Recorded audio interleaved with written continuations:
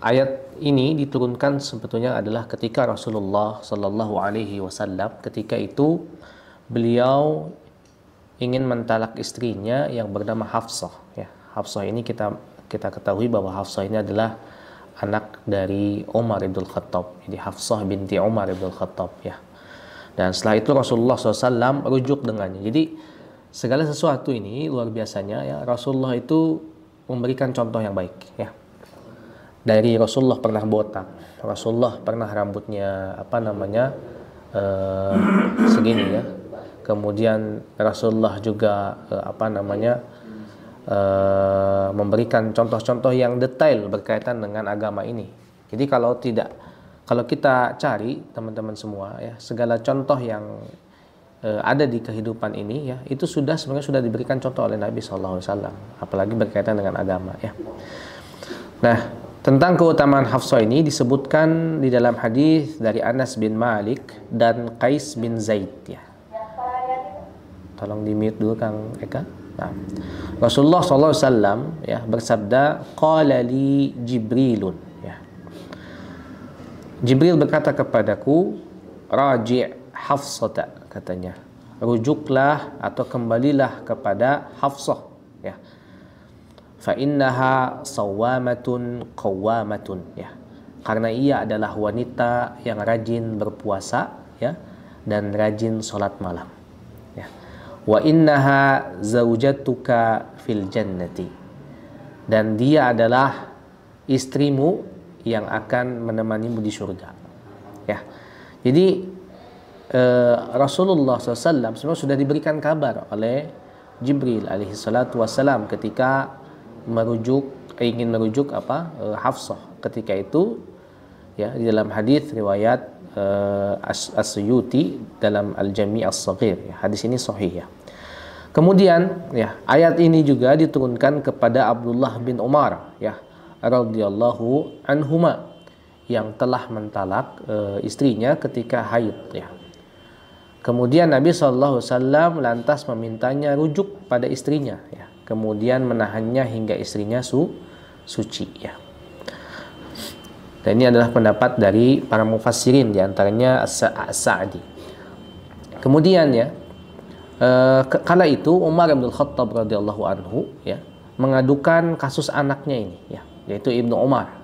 Ibnu Umar itu bernama Abdullah bin Umar ya, Abdullah namanya. Sebutnya Ibnu Umar. Misalkan antum punya ayah ya, namanya Ahmad misalkan. Antum namanya Saleh. Nah di situ Saleh bin Ahmad ya, atau Ibnu Ahmad begitu ya. Taib, anaknya Ahmad. Taib. Kemudian ya, apa kata Nabi SAW? Murhu ya, falyuraji'ha. Dalam hadis riwayat Bukhari dan Muslim 5251 dan 1471, Rasulullah mengatakan hendaklah ia merujuk istrinya kembali ya. Jadi perintah rujuk itu karena talak telah teranggap jatuh. Jadi laki-laki ya, berhati-hati dengan mengatakan talak ya. Baik berkaitan baik dengan secara sengaja mizah ya, atau serius apalagi ya. Mizah ini ya, atau yamzah ya, artinya candaan, misalkan saya mentalak engkau, itu sudah masuk ya, masuk ke talak satu. Gimana Ustadz kalau bilang saya talak engkau dalam satu waktu, itu tetap masuknya talak satu ya, masuknya talak satu, bukan talak tiga ya.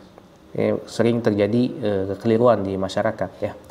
Tapi kemudian dari Anas bin Sirin, ia berkata ya, aku mendengar Ibnu Umar, yaitu Abdullah bin Umar, berkata bahwa ia telah mentalak istrinya dalam keadaan haid. Lantas Umar mengadukan hal ini pada Nabi Sallallahu Alaihi Wasallam. Lalu beliau bersabda yang tadi yang saya sudah bacakan ya, suruh ia untuk rujuk ya. Kemudian aku ya, Anas berkata kepada Ibnu Umar ya, apakah hal itu dianggap jatuh talak? Kemudian Ibnu Umar menjawab, kalau tidak teranggap lalu apa, katanya ya. Jadi itu maknanya Ibnu Umar sudah mentalak istrinya ya. Kemudian ya, di dalam hadis yang lain dan Bukhari dan Muslim, liyuraji'ha fa idza taharat fa in syaa'a falyutalliqha, ya. Perintahkan dia untuk rujuk pada istrinya, ya. Jika istrinya telah suci dan ia mau, ia bisa mentalaknya, ya. Dan talak ini hanya maratain, ya. Hanya 2 kali, teman-teman, ya. Yang ketiga kali, misalkan antum mentalak istri antum sebanyak 3 kali, maka tidak sah lagi antum untuk rujuk. Tidak boleh lagi antum untuk rujuk, kecuali istri antum sudah menikah lagi dengan orang lain, ya. Kemudian setelah itu misalkan udah lama dia cerai lagi, nah baru boleh menikah lagi dengan antum, begitu, ya.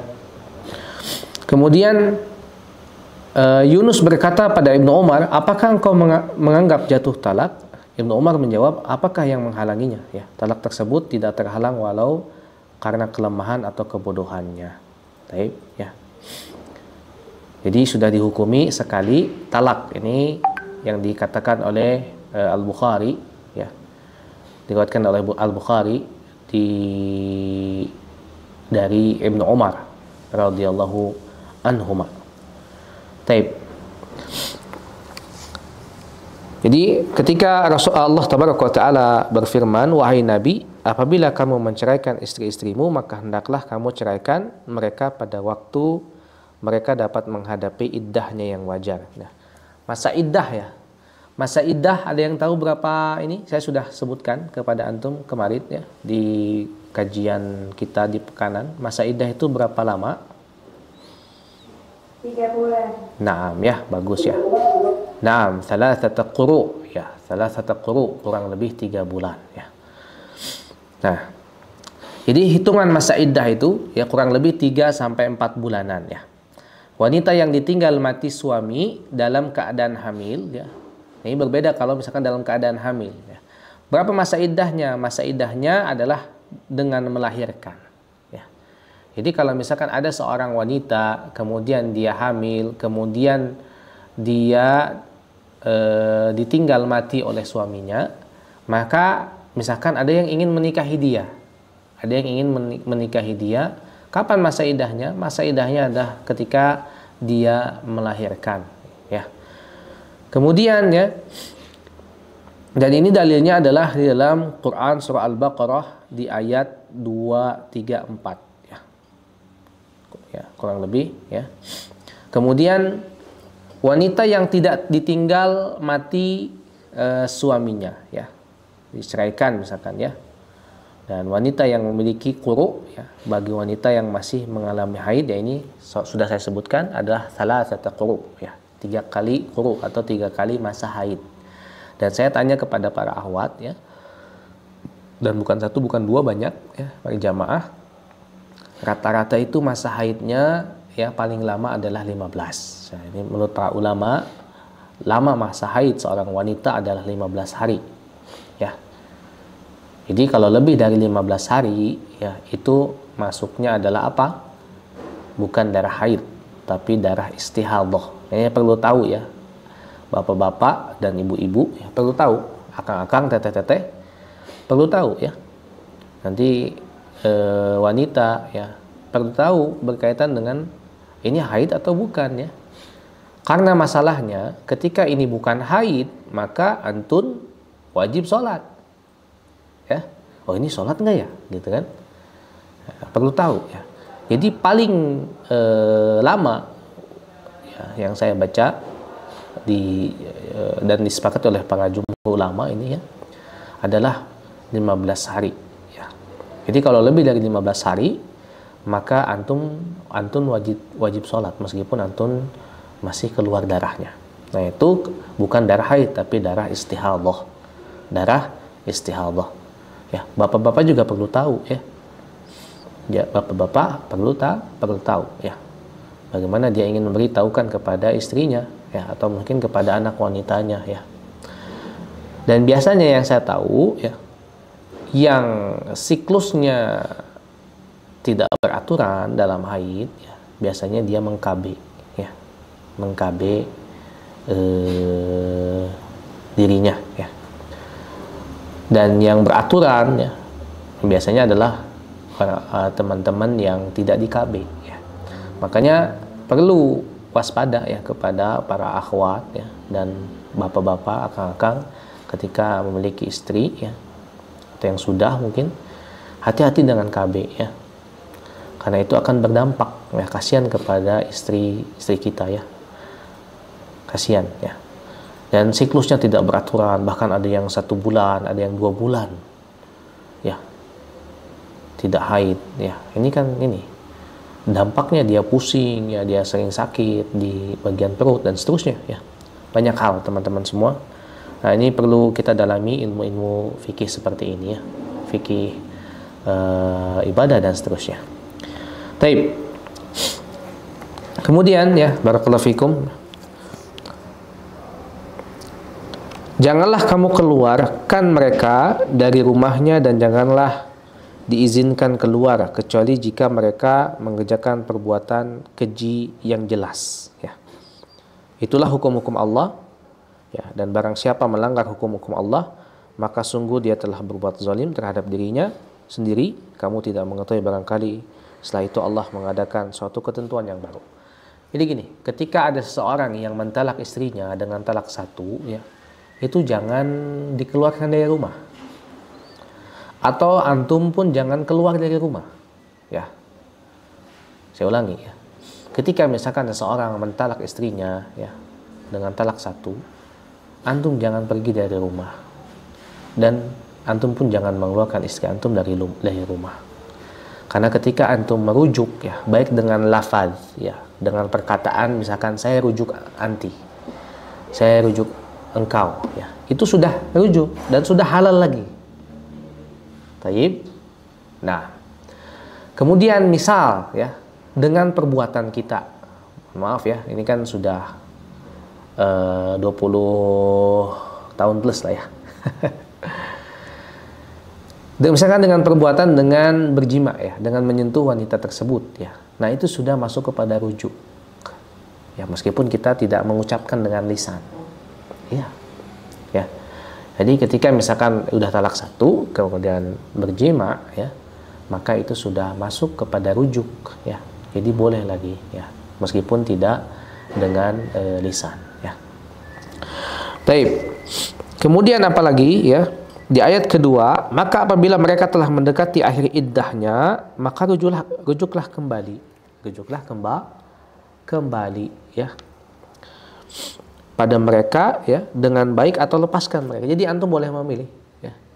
Misalkan ini istri kita ini masih bisa dengan kita atau tidak ya. Masih bisa menjadi makmum yang baik atau tidak. Atau mungkin kita masih bisa menjadi imamnya yang baik atau tidak ya. Atau punya kemampuan untuk membina dia atau tidak ya. Kemudian juga apakah ini hubungan ini kalau misalkan dijalankan apakah baik ke depannya atau tidak ya. Atau sebaliknya ya. Kalau terus dilanjutkan mungkin ada ada pertentangan, pertengkaran terus dan menambah maksiat misalkan ya. Jadi ada pilihan ya. Boleh melanjutkan atau memilih untuk meninggalkan ya.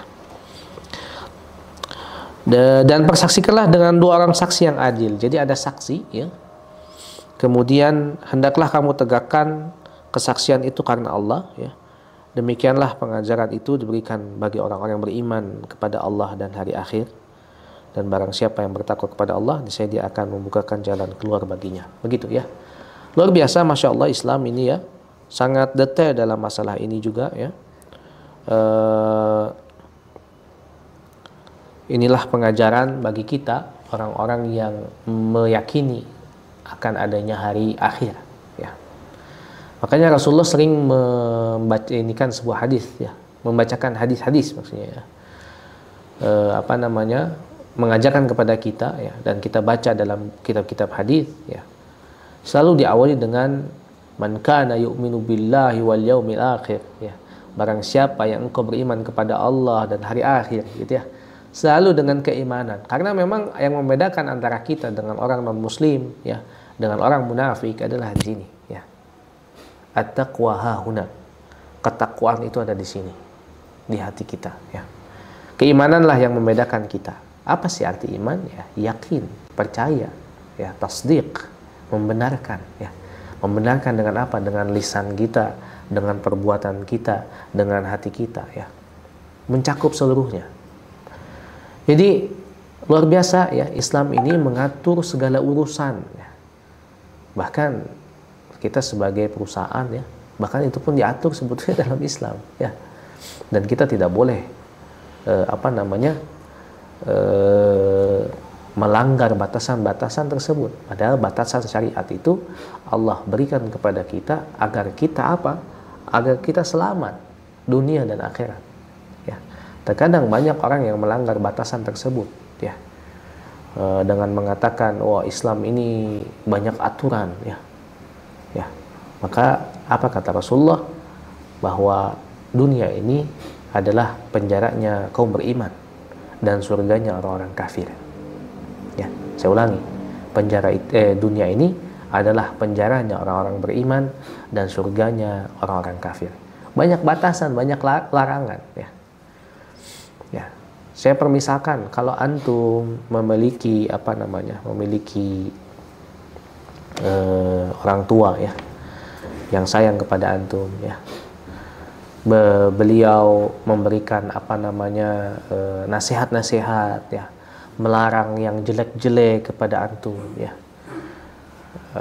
menasihati yang baik-baik, ya, amar ma'ruf nahi mungkar, ya, jauhi maksiat, ya. Apa tandanya, ya, atau apa makna dari tindakan orang tua itu kepada antum semua? Itu adalah tanda cinta, ya. Sering salah kita mengartikan, ya, bahwa Allah melarang itu, melarang ini, melarang itu, melarang ini adalah tanda bahwa Islam ini mengekang. Tidak, ya. Kalau antum renungkan, ya, kalau antum muhasabahkan, ya, bagaimana kecintaan Allah itu kepada kita hambanya, ya. Banyak hal yang Allah larang. Allah larang zina, ya. Kebayang, ya, kalau dibebaskan berzina, ya. Wanita-wanita hamil tanpa ayah atau tanpa suaminya, ya, berganti-ganti pasangan, ya. Kemudian bayangkan kalau misalkan khamr itu dilegalkan, betapa banyak orang yang akan berbuat seenaknya karena akalnya hilang, ya. Bayangkan jikalau pencuri-pencuri dihalalkan, ya, dibolehkan, ya, atau pembunuhan dihalalkan, dibolehkan, atau praktek riba dibolehkan, betapa banyak orang yang terbelenggu dengan hutang yang terus menerus, ya, yang dibayar bunganya aja terus, ya, pokoknya enggak, ya. Betapa zolimnya praktek ini, ya. Dan banyak hal lainnya, ikhwah fillah, ya. Ini adalah tanda cinta kita kepada Allah, tanda cinta Allah kepada kita semua selaku hambanya. Allah menurunkan syariat ini bukan untuk membebani. Orang beriman tidak akan mengatakan bahwa ini adalah sesuatu beban, bukan. Tapi ini adalah tanda cinta Allah kepada kita untuk menyelamatkan kita, ya. Taib. Nah, dan syaratnya adalah tadi, ya.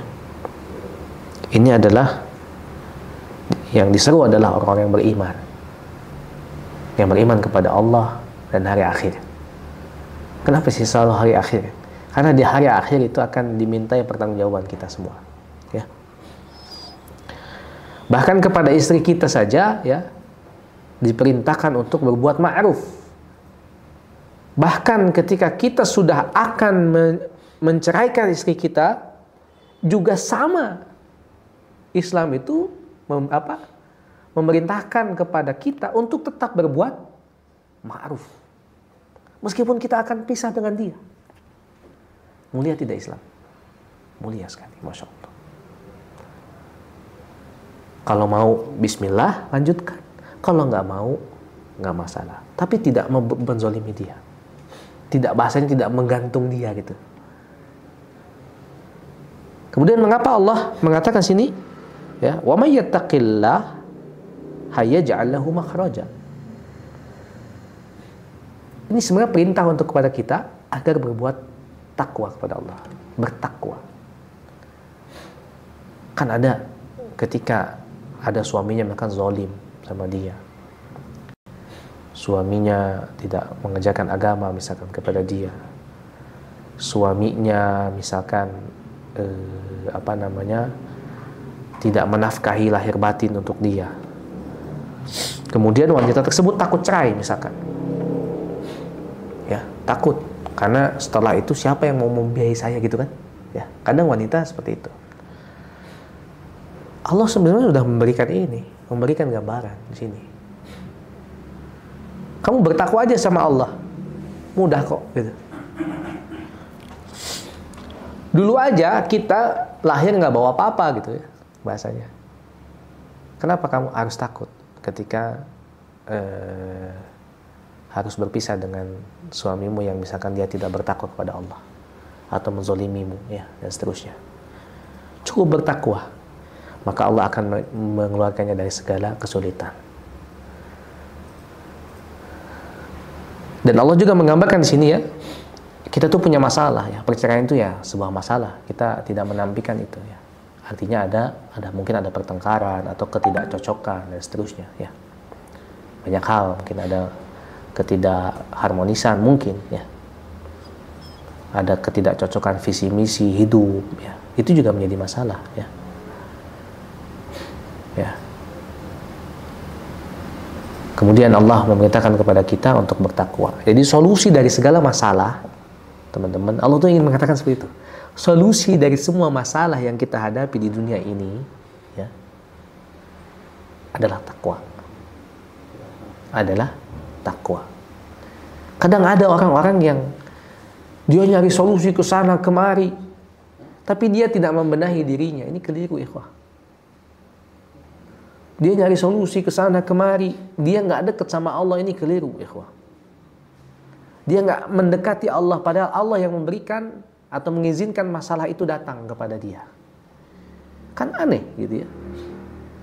Dia malah datang ke dukun misalkan ya. Padahal dukun aja banyak masalah. Ya. Dan seterusnya. Allah ingin kita kembali kepada Allah Taala dalam keadaan bertakwa. Makanya Allah mengatakan dalam Quran surah yang lain, ya, Inna akramakum indallahi atqakum. Sesungguhnya yang paling mulia di sisi Allah adalah yang paling bertakwa di antara kalian. Ya. Kemudian Allah melanjutkan lagi di ayat ketiga, lihat ya. Wa yarzuqhu min haitsu la yahtasib.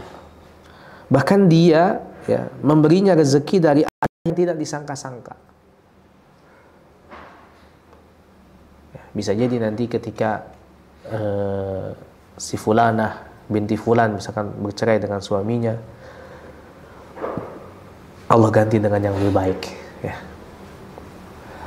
Nah, seperti ada kasus ya mungkin hari ini ya. Ya. Seorang artis misalkan ya, suaminya terjerat dengan narkoba, ya. Kemudian ya itu sudah berulang kali katanya, berulang-ulang kali. Kemudian suaminya tidak mau bertobat juga, ya. Kemudian dia meninggalkan apa? Istri dan anaknya. Ya. Lihat Allah ganti, ya, dengan suami yang lebih baik, insya Allah. Itu sangat mudah bagi Allah. Ya, sangat mudah bagi Allah. Jangan pernah berharap sama manusia itu. Berharap sama manusia itu kecewa, ikhwah. Pasti akan kecewa. Menyandarkan keluh kesah kita kepada manusia pasti akan kecewa. Tapi antum ketika menyandarkan diri antum kepada Allah Taala, maka insya Allah Allah akan berikan kemudahan. Manusia didatangi sekali dua kali mungkin ini bisa, ya. Tapi ketika didatangi berulang-ulang kali, ya, dia akan mengeluh. Beda dengan Allah. Semakin kita datang kepada Allah, semakin kita merengek seperti anak kecil kepada Allah, ya, maka Allah akan semakin dekat dengan kita. Berbeda dengan manusia. Ya. Allah akan memberikan rezeki dari arah yang tidak terduga-duga. Ya, manusia itu akalnya memiliki batas. Ya. Sedangkan Allah ketika memberikan rezeki, ya, Allah bighairi hisab, tanpa hisab. Ya. Taib. Dan barang siapa yang bertawakal kepada Allah, niscaya Allah akan mencukupkan keperluannya. Tadi saya sudah sebutkan di awal waktu ini, bahwa bertawakal kepada Allah itu dalam setiap waktu. Ya. Kita meminta pertolongan kepada Allah setiap waktu. Dalam sehari aja kita meminta pertolongan 17 kali minimal. Iyakah Ustaz? Iya. Iyyaka na'budu wa iyyaka nasta'in. Hanya kepadamu lah kami menyembah, hanya kepadamu lah kami meminta pertolongan. Itu 17 kali antum baca dalam sholat minimal. Kalau antum sholat wajib, belum ditambah sholat sunnah. Ya, itu menandakan kelemahan kita dan butuhnya kita sama Allah Taala. Ya, dan Allah senang ketika kita butuh sama Allah. Ya. Allah akan cukupkan keperluannya semua. Silakan tanyakan kepada orang-orang yang ketika dia memiliki masalah datangnya kepada Allah. Apakah Allah mengecewakan dia? Tidak. Ya. Oh Ustadz, saya datang sama Allah kok, tapi Allah nggak ngabulin doa-doa saya. Lihat diri antum, mungkin penuh dengan dosa, mungkin penuh dengan maksiat yang belum ditaubati. Ya. Mungkin banyak hal kezoliman yang dilakukan oleh antum kepada orang lain, sehingga itu adalah doa dari mereka yang terzolimi. Ya, lihat diri antum, mungkin ada hal-hal yang antum makan dari hasil yang haram, sehingga doa-doa antum tidak dikabulkan oleh Allah Taala. Banyak hal, ikhwah, ya. Ya. Kemudian Allah mengatakan lagi, sungguh Allah telah mengadakan ketentuan bagi setiap sesuatu. Kemudian perempuan-perempuan yang tidak haid, ya, menopause, ya. Di antara istri-istrimu, jika kamu ragu-ragu tentang masa iddahnya, maka iddahnya adalah 3 bulan. Jadi minimal itu iddahnya adalah 3 bulan. Bisa sampai 4 bulan, ya, atau lebih 10 hari, ya. Atau tadi saya sudah sebutkan yang hamil itu sampai dia melahirkan, ya. Dan kami sudah menjelaskan kemarin, ya, bahwa orang yang atau wanita yang masih dalam masa iddah itu tidak boleh kita lamar. Misalkan ada seorang wanita, ya, janda, ya, ditinggal oleh suaminya, baik cerai hidup atau cerai mati, itu nggak boleh kita kasih tahu, saya ingin melamar engkau besok misalkan, atau sepekan lagi, padahal itu dalam masa iddahnya, nggak boleh, ya. Kemarin kita sudah bahas, ya. Tapi kalau mungkin ngasih tanda, ya, ngasih kode, ya, bahwa setelah masa iddah selesai saya akan melamar engkau, boleh? Boleh, begitu. Taib.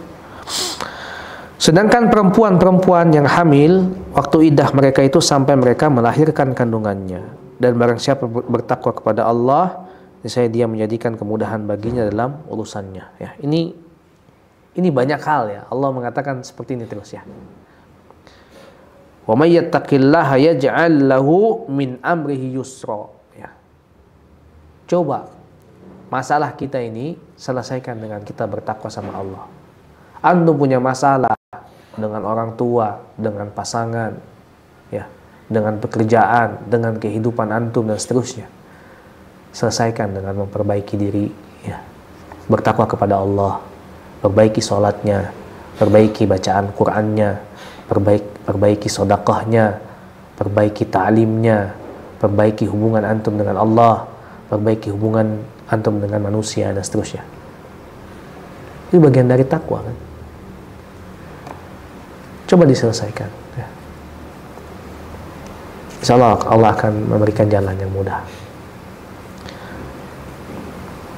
Kemudian terakhir, itulah perintah Allah yang diturunkan kepadamu. Barang siapa bertakwa kepada Allah, niscaya Allah akan menghapus kesalahan-kesalahannya dan akan melipat gandakan pahala baginya. Lihat bagaimana di ayat kelima ini, ya. Dzalika amrullahi anzalahu ilaikum. Wa may yattaqillaha yukaffir anhu sayyi'atih.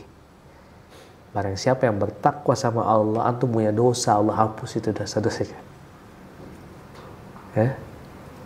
Pemutihan. Ya. Kalau antum nggak bayar pajak mungkin diputihin ya. Ya. Betapa bahagianya kita menjadi hamba Allah. Antum punya dosa segunung, minta maaf sama Allah, taubat nasuha, memperbaiki dirinya, Allah hapusin dosa-dosanya. Tapi jangan menanti-nantikan taubat. Ada yang menganggap bahwa dia seakan-akan akan hidup puluhan tahun atau ratusan tahun. Ya, mentang-mentang dia muda, masih muda. Wah, masih muda. Ya. Sholat dilalaikan, bahkan nggak pernah sholat. Ngaji Quran nggak mau. Datang ke majelis ta'lim ogah. Mendengarkan nasihat juga, dia menutup telinga. Sodakoh tidak pernah. Berbakti kepada kedua orang tua apalagi tidak. Ya. Berbaik-baik dengan teman, dengan saudaranya atau dengan sekitar, atau peduli dengan lingkungannya tidak. Lalu apa yang akan dia bawa? Apa yang menjamin bahwa dia akan hidup besok? Ya. Jangan meremehkan usia kita, ya. Karena usia kita akan dihisap. Ada orang-orang yang hari ini lalai, ya, merasa dirinya muda, merasa dirinya masih menjadi pemudi, ya, sehingga dia banyak melalaikan ketaatan. Seakan-akan dia akan hidup selamanya, akan hidup lama, akan hidup panjang. Pada kemarin pun kita masih dengar, ya, bagaimana lihat musibah itu bisa datang datang tiba-tiba. Sama dengan kematian, ya, bisa datang dengan tiba-tiba. Datang, ya, dengan tiba-tiba. Tidak perlu sakit dulu, tidak perlu mengetuk pintu dulu, ya. Tidak memandang usia, ya. Tidak memandang status jabatan, dan seterusnya. Dia akan datang tiba-tiba kepada kita, ya. Dan kita harus siap. Maka kita harus siapkan bekal, ya, baik di dunia maupun akhirat. Dunia yang singkat aja kita persiapkan bekal dengan sebaik-baiknya, apalagi perjalanan yang masih panjang. Saya akan bacakan bagaimana kehidupan ini, ya. Yang pertama, di alam ruh, kemudian masuk kepada alam kandungan, kemudian di alam dunia. Yang ketiga nih kita di sini. Kemudian nanti masuk alam barzah. Kemudian kita masuk lagi di hari kebangkitan. Kemudian setelah hari kebangkitan, ngapain lagi kita? Ya. Hari kebangkitan adalah syafaat. Ya. Karena kita nunggu di sana 50.000 tahun kurang lebih. Setelah syafaat, apalagi? Yaumul hisab. Setelah yaumul hisab, yaumul mizan. Setelah yaumul mizan, nanti di sana kita masuk ke sirat, ya. Dari sirat, nah di sini ada yang ke surga, ada yang ke neraka. Ternyata perjalanan kita masih panjang, teman-teman semua, ya.